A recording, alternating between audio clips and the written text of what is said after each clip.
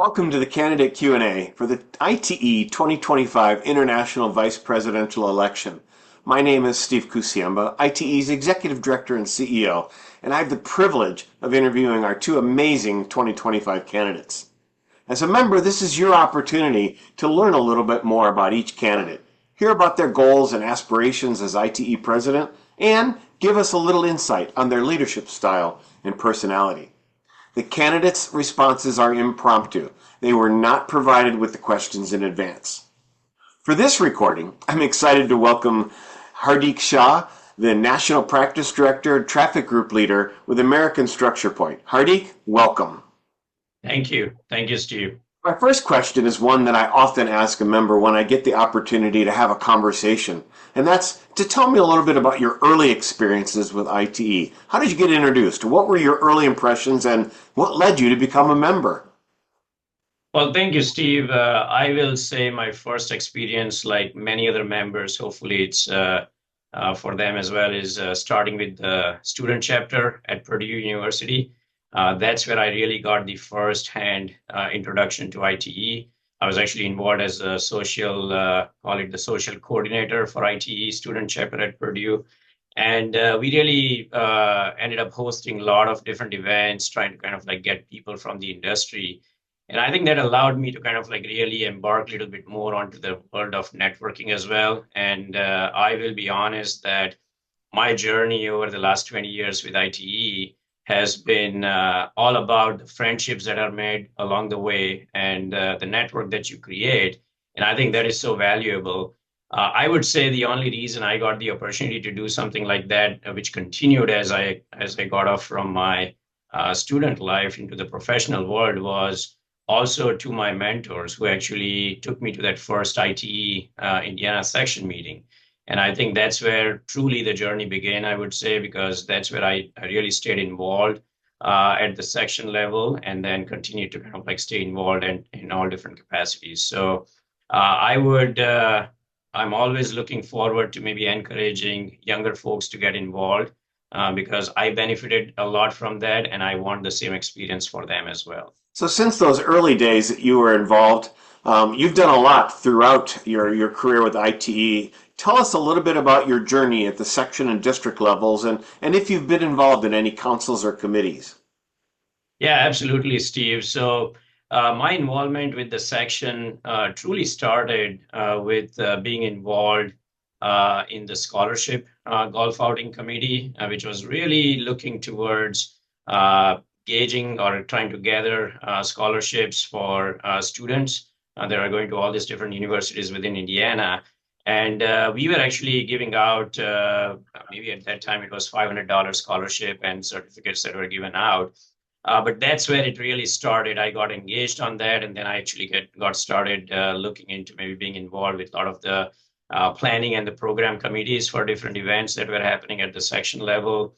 And I think at that point, I got the encouragement from one of my former bosses, and he really told me to actually get actively involved with ITE and supported me through that, and my company supported me through that as well. And I think that has been really the start of how I got involved at the section level. And then I basically took the entire 6-year term, being on the Indiana section from director all the way to being a president, past president, and then got the opportunity to actually continue that journey at a Great Lakes district level, being involved as the Great Lakes district director for a 3-year term on the IT International board. And during that time in between, I was actually involved by a lot of the past presidents to kind of like really get involved with a lot that was happening, maybe at the international level as well. And I was getting involved with a lot of those different initiatives that were being taken. And then I was able to continue to do that when I was in the district director role. Throughout, I would say from 2009, around that time, I have also been involved with the Consultants Council. As a member, I have been a recipient of one of the scholarship awards with them as well early on in the career. And I continue to give back to the council in many different ways. Now, for last 5 or 6 years, I've been serving as the vice chair on that council. So let's hit the big question next, Hardik. Why do you want to be ITE International Vice President? Uh, well, thank you, Steve. I'll be honest, I actually just came from inauguration of the new governor of the state of Indiana, and I think one thing he stated in there, which actually resonates very well with my journey as well, is sometimes there are paths that are not created, but you actually have to create those paths to really make a beautiful journey out of it as well. And I really think that serving as an IT international president is something that I always had thought about, maybe after I was done with my district director role with the international board. But at that point in time, I decided not to jump in right away, is mainly because I just had our second kid, had been promoted in my job, and I just felt that I had a lot going on my personal side as well as on the professional work side, that it was not the right time for me to really jump in that right away after completing my board duties. But it has been 10 years now, and I'm to a point in my life where I can actually give it back to ITE and our profession. And I really feel that being an IT international president would be an honor of my life.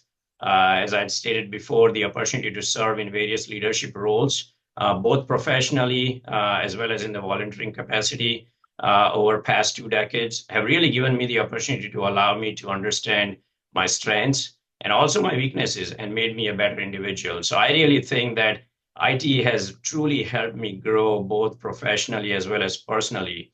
And as I stated before, I have actually built a lot of lifelong friendships and network along the way, and view IT as one of the platforms to create opportunities for others to continue to excel and make things better for our communities as well as for our industry and in the profession in general.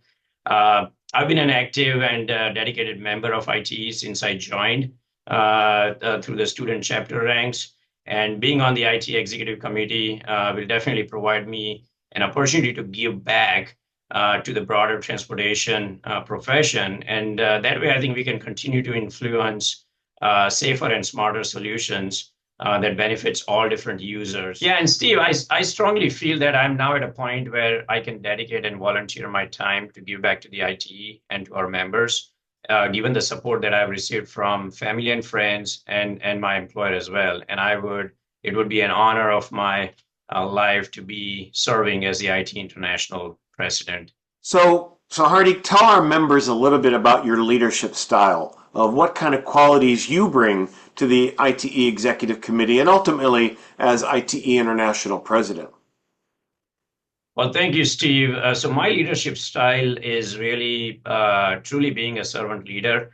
I truly believe in walk the walk, talk the talk. I think that's really important when you are in a leadership role. I actually manage a department company wide, and within that department, I have a lot of staff that work under me. And I think it's truly important that you actually empower everyone to really speak their voice, but at the same time, you're also trying to make sure that you're trying to push the agenda ahead. And I think that is something that is going to be really critical as you kind of like take into an executive leadership role with professional organizations like ITE, is to make sure that you're going to have a variety of ideas that will come from all the different experts that you have that are working within the executive team, but then also kind of like representing the international board. And then as it kind of like trickles down to the staff, the key thing is to really make sure that you really stay focused on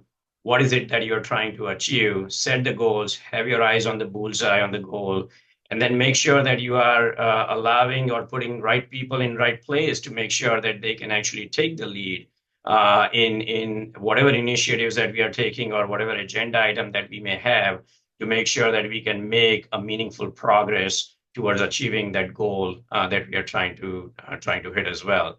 I think the other quality, leadership quality, I would harp on is it's also empathy. I really like to be the technical expert that we are, but at the same time, I think it is also important that you are leading the people around you with empathy with them as well, because that is really important. That's how you build relationships, And I think it is very important. Relationships are really what makes a huge difference in anything that we do, because I think that's what is really going to allow us to make good progress and meaningful progress for all our members as well. So I think those are the two that I would definitely bring in as an executive leader on the ITE team.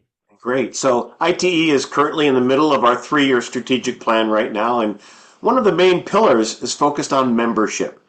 Are there elements of our plan or other thoughts that you might have, areas where ITE can further strengthen the value to the members over the next few years? Yeah, absolutely, Steve. I think the three things that are really important that will really provide a lot of maybe relevance to the membership, and I think it can actually help with not only the retention, but also maybe increasing and bringing some new membership. So I think the three focus areas I would really look at, which actually impacts the membership as well, is really adapting to the changing times that we are seeing in the industry with the emphasis on safety. We are already doing that with the strategic initiative, and this year completely being focused on safety. And I think this is something that includes maybe even getting into the technological changes that are happening in our industry and how that impacts our workflows and even our workforce in general, and how we plan to design all these different infrastructure solutions around us. And IT has always stayed in forefront of these changes and really tried to stay kind of like ahead of the issue by providing that information and training through all the different resources that we have that adds value to the member. But if we can even take it maybe a step further and maybe look for how can we embrace the technology through the IT platform with the private entities that are surrounding us who are actually really pushing a lot on the technology side, and how can that be provided as a value to the members? And I think that is really going to help out in all cylinders, from the public agency side, or maybe even from the private sector, or maybe even from the educational and the other institutional side of things as well.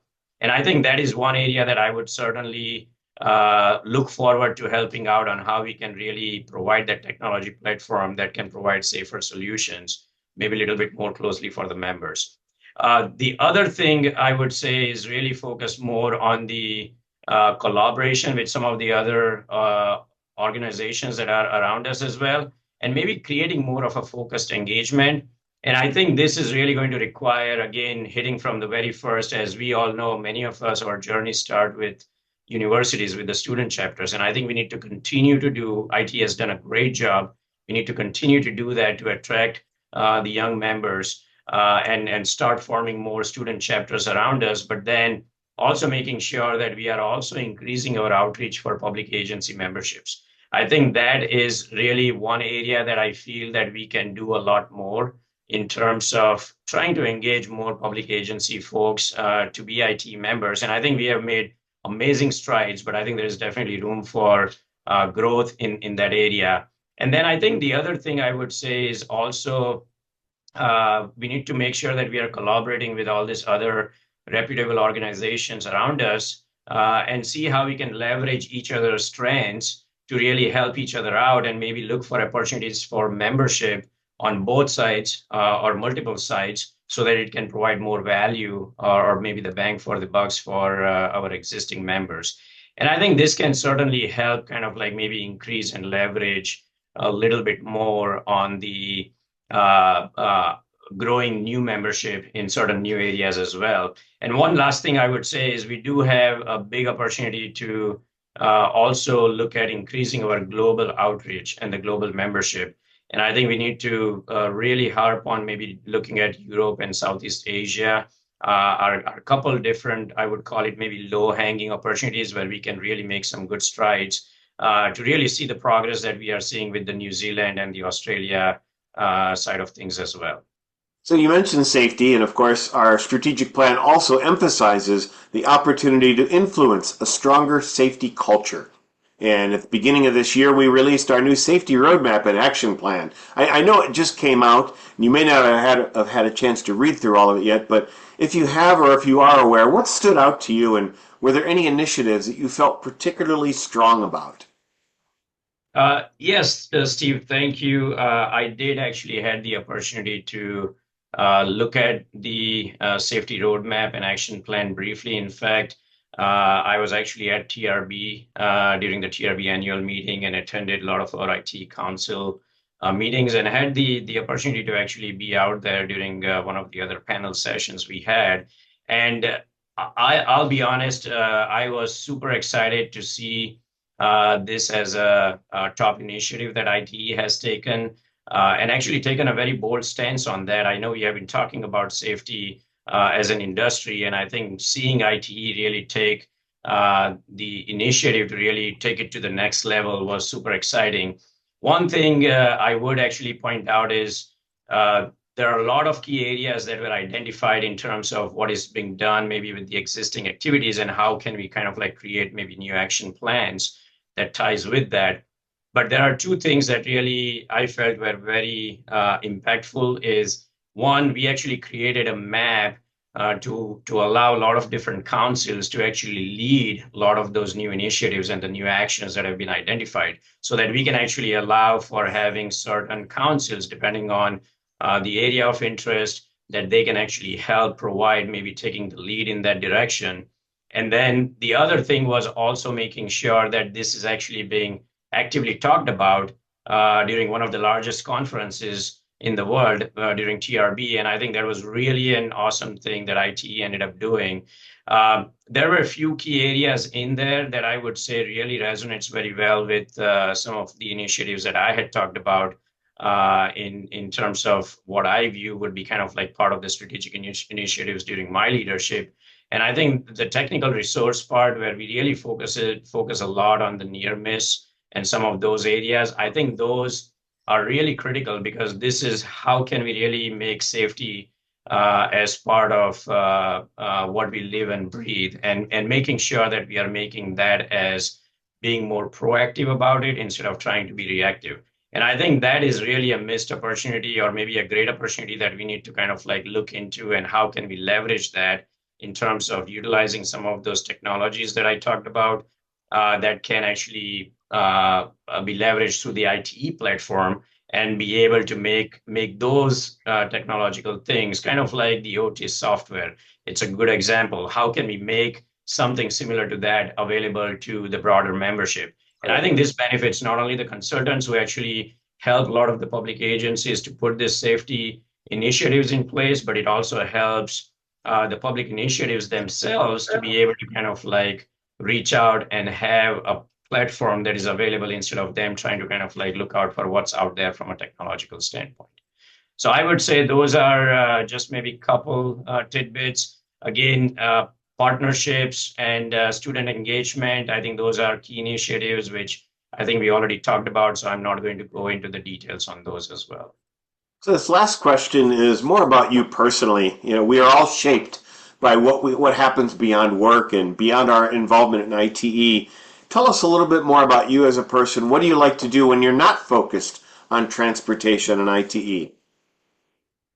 Well, I think that's a great question. I think when I'm not focused on either the work side or maybe ITE side, I think I really like to spend time with my family. We actually love to travel. I'm actually, if you ask my wife and my kids, they will actually tell you I'm notorious for being an impromptu vacation planner. I know I said vacation planner and impromptu, that does not go together, but my wife is definitely a planner when it comes to travels. Sometimes because of how maybe busy our schedules are, we have tend to take some impromptu vacations, and I think those have tend to be one of the best vacations that we have made. Obviously, they tend to be a little bit expensive, but I think it's totally worth it. I would not change anything for that. Other than that, I truly like to stay engaged with my kids' activities. They are actually involved in various different activities, and I make a point to make sure that despite of the busy life that we all have around us, it's really important that you actually spend time with your loved ones and you spend time with your family. I try to make it to each and every one of their soccer games or the swim meets. or maybe any other activities the clubs that they are in and activities they may be happening and at the school level or their piano recitals. I have never missed a beat on that, despite of my crazy schedule. So that's a little bit maybe more from a family standpoint. On the other side, I think I like to hang out with friends and also love cricket. I actually used to play cricket. I played cricket for Purdue Cricket Club as well.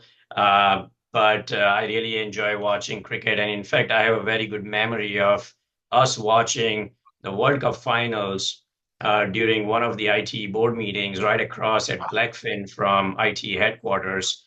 I think Don McKenzie and myself and our late past president John Kennedy, we all ended up gathering together and we were watching India play cricket at that time during World Cup in a small bar where everyone else is watching football. I think the three of us were just trying to kind of like enjoy a little bit on our laptop. So again, that's just me. I mean, in nutshell.